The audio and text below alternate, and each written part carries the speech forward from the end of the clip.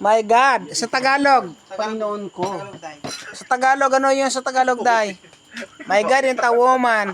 My get into my nerves. Ano sa Tagalog? Ay, ibig sabihin pala si Inday, magaling sa English, hindi siya magaling sa Tagalog. English lang talaga. Di ba? Oh my God, di ba?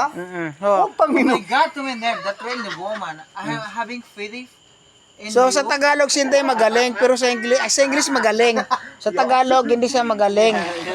O, ulitin mo sa English tapos ako mag-translate sa Tagalog. Si Mami Sino, wag na magtawag-tawag. Hilo-hilo ka dyan eh. Kunyari ka pa, wala man tumatawag. Hindi ako masyadong alam.